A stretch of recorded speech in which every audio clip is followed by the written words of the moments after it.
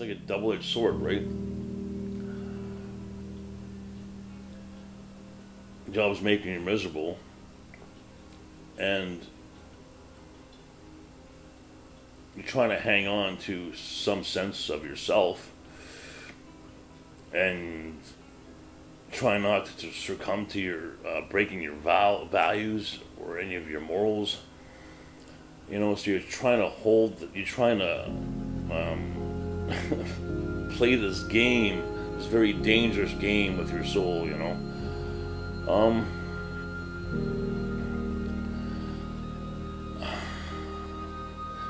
and you could lose all your money and the people you love through this process. But what I found out was I completely lost myself. Not because of the drugs or the mental illness. I became something else because I stayed in that business.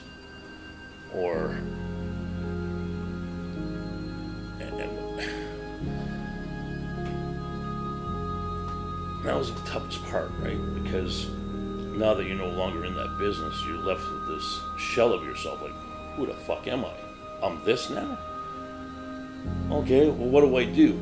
Oh, I know exactly what I'm doing, because this is the type of person I am. This is what I'm going to do, right? So you continue the same path, because now you've become this thing. And this thing is miserable and full of hate, and you're going to be drawn to your next job that allows you to be that person. And that's what's happened to me, right? Quote unquote muscle higher. And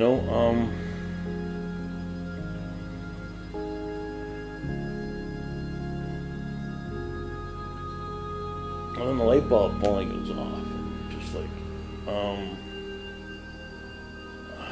I can't be this person anymore. It wasn't like, oh, I can't handle this mental illness anymore. Oh, I can't handle being a drug addict anymore. Oh, I can't handle being an alcoholic anymore. It was like, who the fuck was I when I was 18? When looking everything back, like, let's see if we can find that guy again. What was that guy at 18 thinking about? What was the dreams of that 18-year-old? What was his aspirations? Of course, besides fucking getting laid, because 18-year-olds, that's all they think of was getting laid, right? And driving home from out west, dude, it was like, it's impossible. I've done too much, I've come too far. There is just no way to change what I became. And it all started from being in a job that I didn't like. Actually, like is a soft word. Like, I fucking hated going to work. I fucking hated it. I can't stress how much I hated it.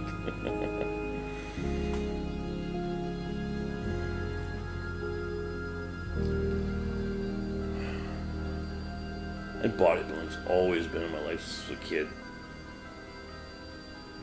Something always threw me off track.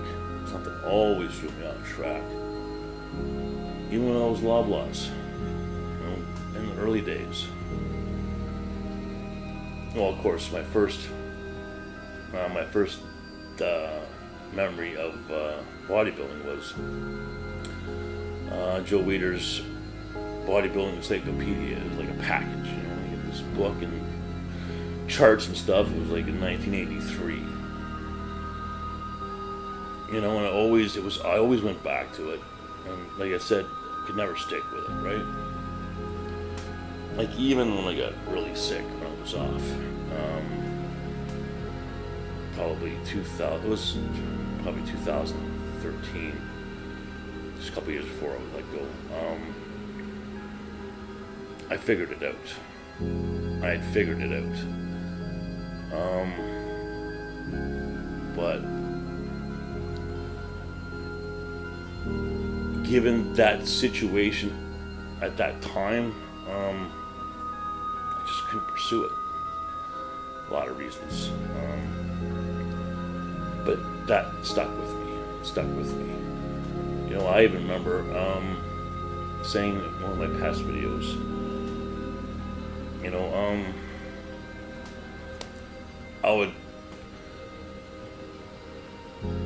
I was actually trying to think, when was I, since, you know, like, it couldn't have been all bad since I started with Costco in 96.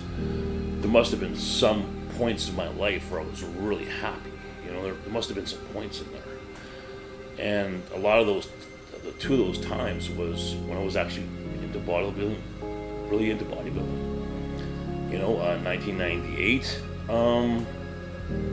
me and my first wife were really into it. Like, we actually had a gym in our house, like fucking serious fucking gym. You know, I think we spent almost 10 grand on it. You know, and then then again in 2008, you know, working out made me happy, but just couldn't sustain it. I just couldn't sustain it. I wouldn't make it a priority over everything else. My job always came before that. Always came before that. You know? Came before your happiness, your own happiness. You know, you have to plan for your escape. You have to, if you're in a shitty job, you know, and you want to follow your passion, you have to plan for it, you know. But what you fail to say is it's going to be a hell of a lot more than that. It's going to be, you have to take a pretty good look at who you are now, you know. And that was probably one of my biggest challenges. The job became who I was. Like, that's what it was. This character, this turbo, this number one. You know, there was no Scott outside of work and Scott at work. It was the same guy. You know, living the same story, living the same craziness. There wasn't a separation. There wasn't a home life and a work life. You know, that was the hardest part. Was, well, this person doesn't know how to do anything else. So once I heard about this scenario, I knew I had to do a video on it eventually. Now, I've never I've never discussed this subject before. Not that I wasn't aware of it. It never deemed worth talking about until now. So, a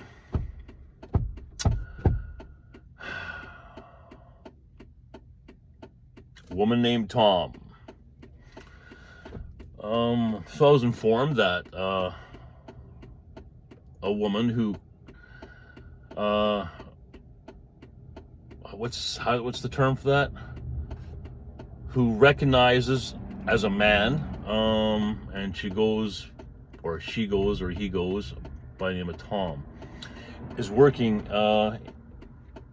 in a meat department I used to work at.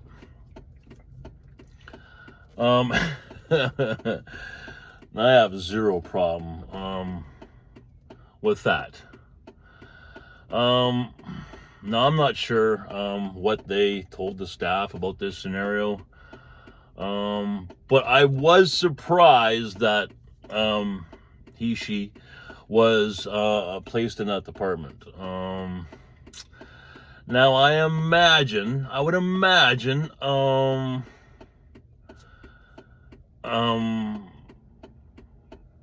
that department is a little more, what's the word I could use? It's probably a lot less affected by my ideals and my way of doing things, and my code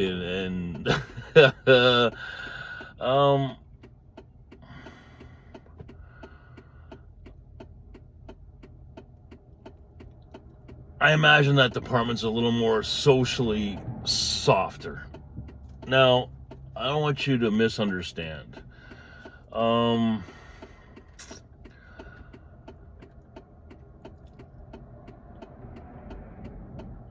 It's not that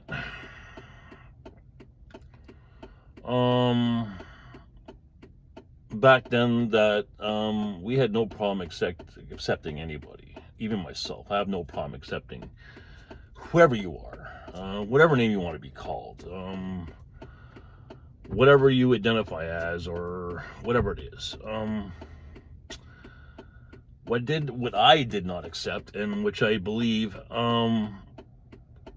in that setting, what I did not accept was secrets, lying, pretending to be something that you're not. I believed in openness, and this is why. Okay.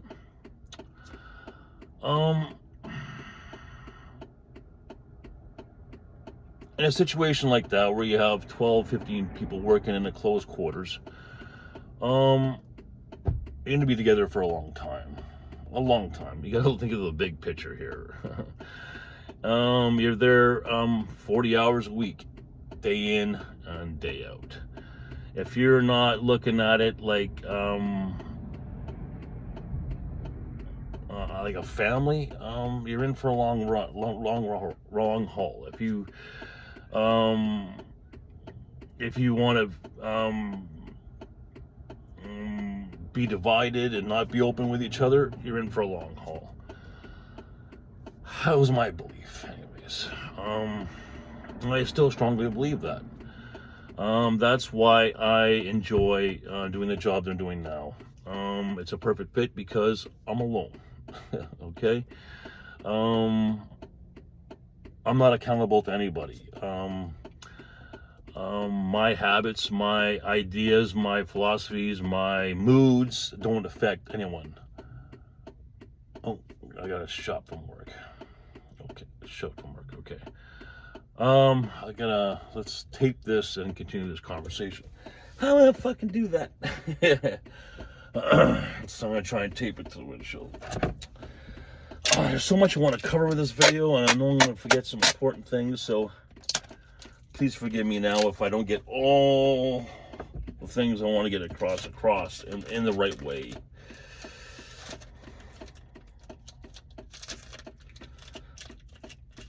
Okay, let me stop this, answer the shot, and then I'll get right back to you. Where the fuck did it leave off?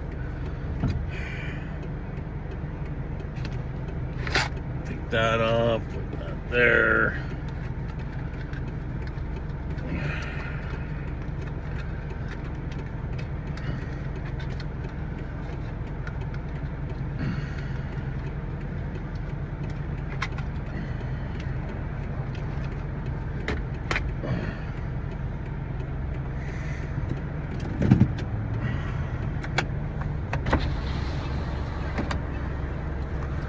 Okay, so where was I? Yeah, so I was surprised. Like, I imagine there's a lot of new faces in that department, but I imagine a lot of the senior guys still have the same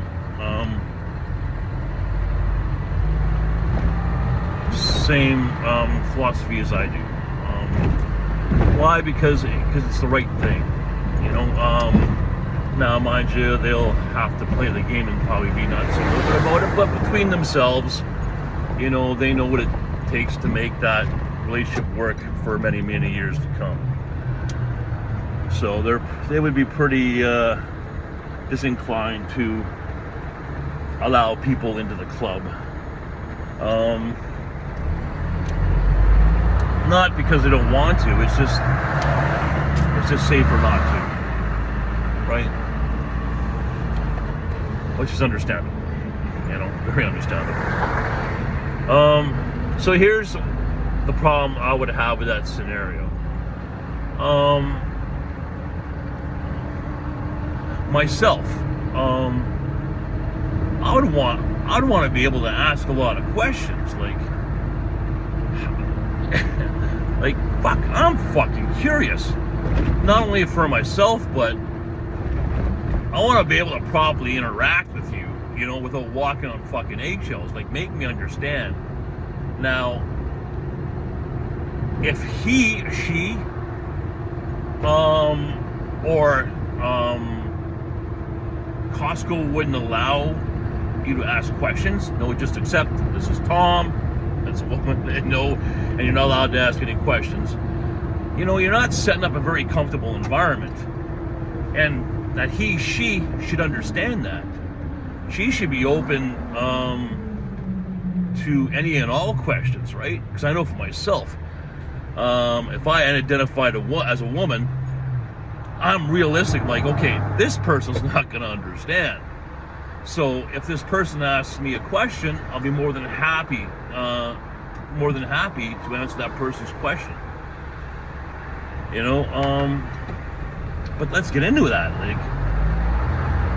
Like my second wife's brother was homosexual. No problem with that. But I wanted to ask him some questions, you know, and he had no problem answering those questions for me. And once he answered those questions, I got a better understanding of who he was, and fucking had a great relationship with him. You know, he was fucking awesome. But he was a man who was attracted to other men. And that's something he just felt. Okay, he's not saying he's a woman. He's just saying he's attracted to a man. Okay, I get that. We don't choose who we fall in love with. We don't choose who we're attracted to. That part I get. It's what I don't understand is this woman Tom.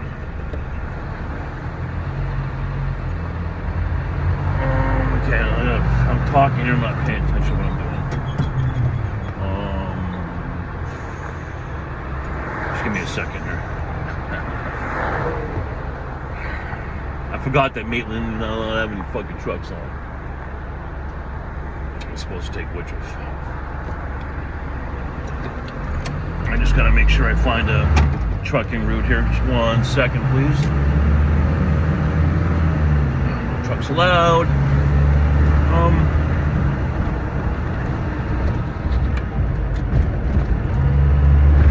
But feeling is what's the word? How do I describe what I'm trying to say here? Like, if I'm this woman Tom and I'm looking at myself, okay?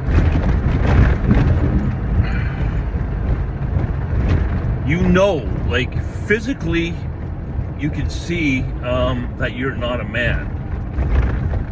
You may feel inside that you are, but physically you're not. So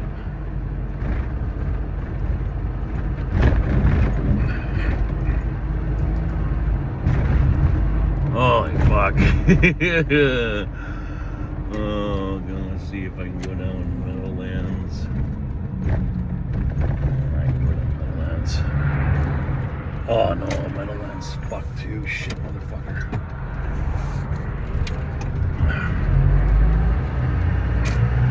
I think trucks are laid down baseline. Oh fuck.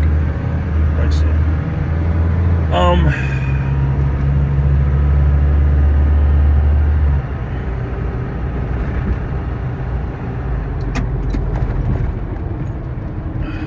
What I'm wondering is, are they, like, when they, if she,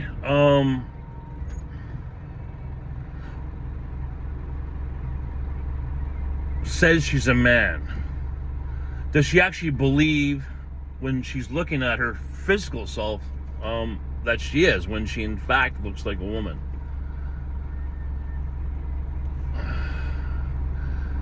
Now, does she have to convince herself of her appearance? like, I understand, like, there was some changes I had to make, and I had to believe I was something else in order to be something else. So I'm wondering if she identifies as a man, but she sees herself as a woman. Does she have to lie to herself about what she sees in order to live with this identity crisis? Or like, I'm just very curious on how this plays out in her mind, you know? And these are the questions that I'd want to ask. And to not be able to ask those questions seems unfair, you know? It seems unfair to introduce something like, if I walked into an apartment and I had a penis sticking off my forehead with a pair of balls hanging over my eyes. Now, and I says, well, I don't want anyone to ask me questions about what they see. You know, that doesn't seem fucking right, you know? Like, if I had a dick hanging out of my forehead and balls hanging over my eyes, I would expect a few questions. And I would definitely allow a few questions if you want to not fit in, but integrate, right? No one's telling you can't be who you are and believe what you want to believe. But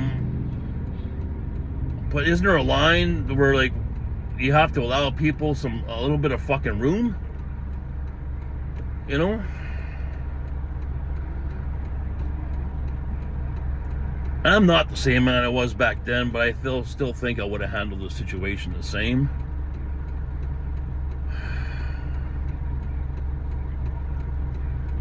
I just think it's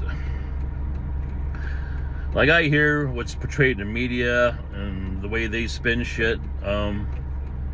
But I'd like to have a conversation with Tom for sure. You know?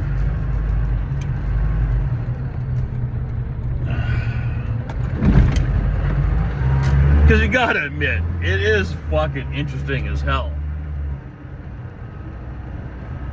The whole transgender, that whole thing.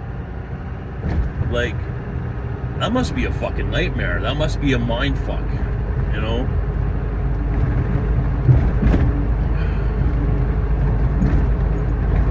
It must be. So it's interesting to see what kind of process they go through, like, especially with this woman who identifies as a man and she wants to be called Tom. You know?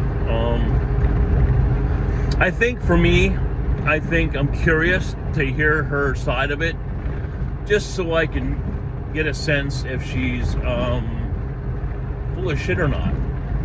You know, is she just playing, I mean, does she really, really believe it? You know? Really? Is she passionate about her issue? Is she really taking the time to explore, or is she just being dismissive and saying, yeah, I'm a man and my name is Tom and that's the way everyone has to deal with it, and the story, you know? Like, I'd want to get to the bottom of, like, all right, you know, are you for real? You know? Because if you're for real, you know, I'll give you my 100% support, but if you're playing some social game here, I'm gonna fucking bury you, you know? You want to come in here and fuck up with my family, you know? Like, I was really defensive of that shit, right? Really defensive, you know? I got no problem bringing people into the circle, but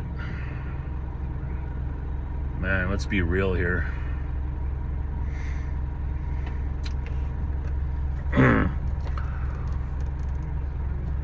I think that part of me will always be there, you know. It's probably why it was difficult for me to find a good fit for myself, right? This job is a good fit.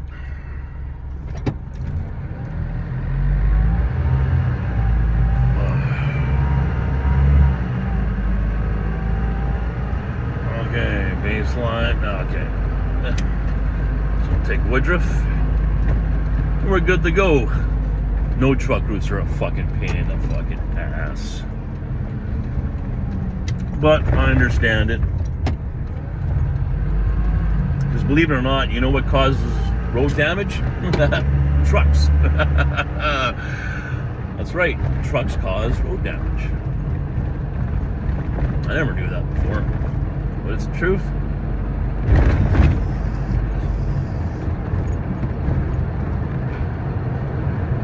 Oh.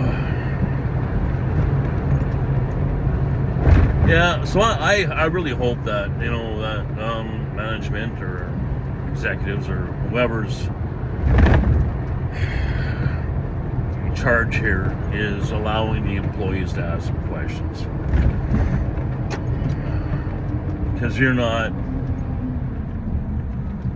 creating any kind of a positive work environment if everyone's constantly on eggshells. Oh, corporate, you know, I can just, oh, look at us. We have someone who identifies as a man. Good for us. You know, I really hope that's not it. You know, if you want to give this person a job, give them a job because, you know, they're a good person and they seem to fit the bill. Not because they fit the social fucking quota of being,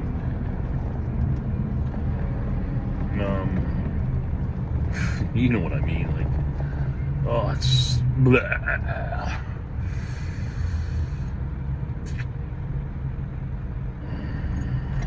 Fuck, that must be hard for her, him, though. You know, if that's, you know, I don't pretend I know anything. Well, I don't know, like, I've been through so much with myself that I certainly can sympathize with certain things, but to not be genuine,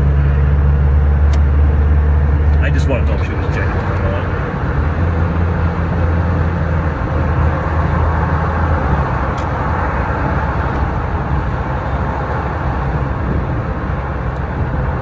Okay, I think that's all I want to say on that.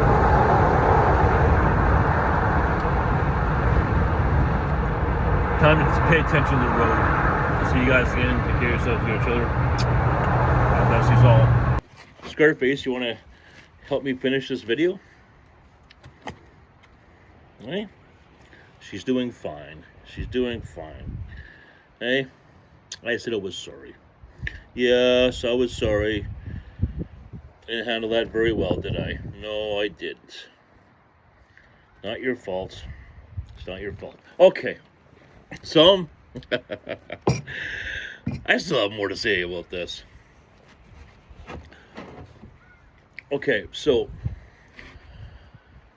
here's another thing I'm wondering. That's my coffee, not yours. Your food is over there. So attached. Okay, here's my thought. So, if she thinks she's a man, and if she feels like she's a man, does she have thoughts like a man? Does she have desires like a man? You know what I'm saying? You know how some lesbians take on the male role. You know, does this woman Tom portray male tendencies and male characteristics and male sensations? Like, do we even know if she's attracted to men or is she attracted to women? Because could you imagine if she, who identifies as a man, is actually attracted to women?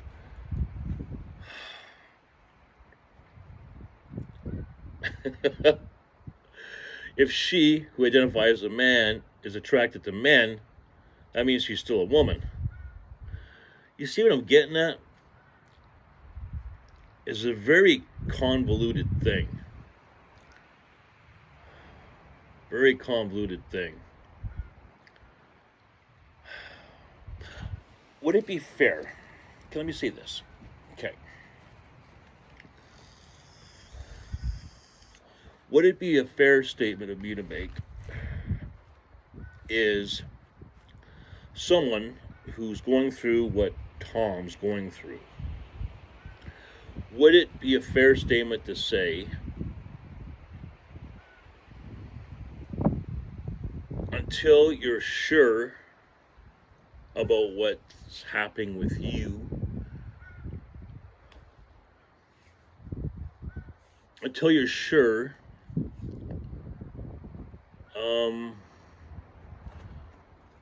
should you be open about it? You know what I'm saying? Not to say that they're not allowed to be open. What I'm saying is, wouldn't it be healthier for everyone concerned if before you started pronouncing something so prolific,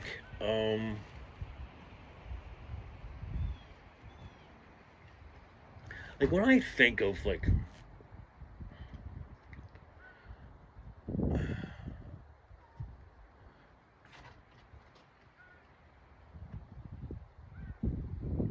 see, I can't really comment because I don't know if she's attracted to men or women, but speaking as a male attracted to women, it's a very animalistic, predatorial kind of a thing, you know, and that comes out in male characteristics, right? Like when I think about being with a woman, it's just like I have no problem communicating those feelings and those desires, you know, like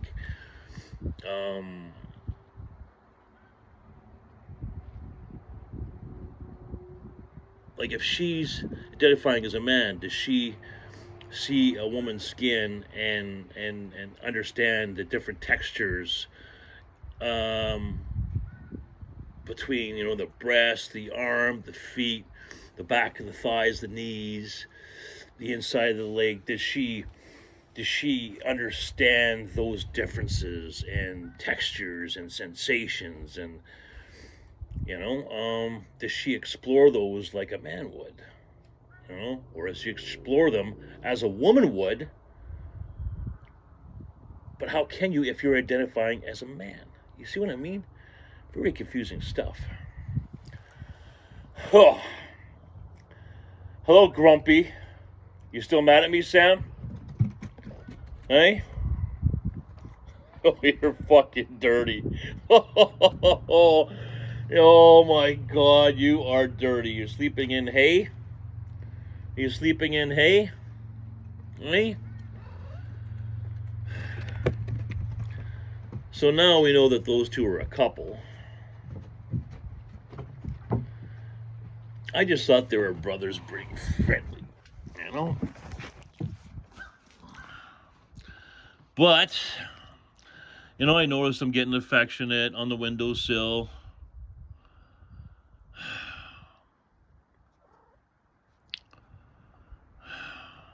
You miss inside? Sam, do you miss inside? Well, it's time to be outside now. We'll talk about winter when winter comes. I haven't decided yet. To be honest with you, I want my fucking life back. I want my home back. Sam? Sam?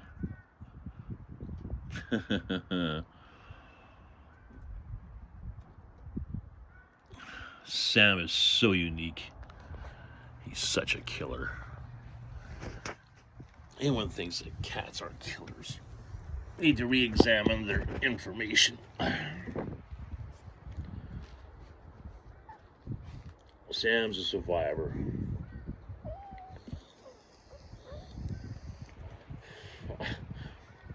I laughed when he wanted out. I left him out. I go back in the house. I turn around. He's back. Got a mouse in his mouth. I go, can I see that? Shakes his head. Off he goes. To eat its liver.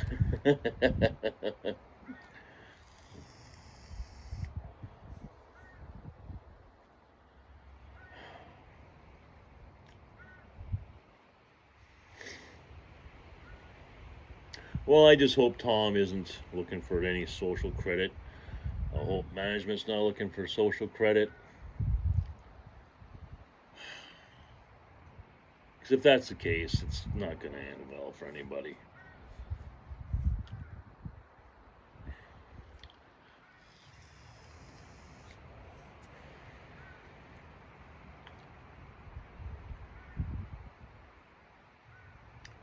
No, it won't.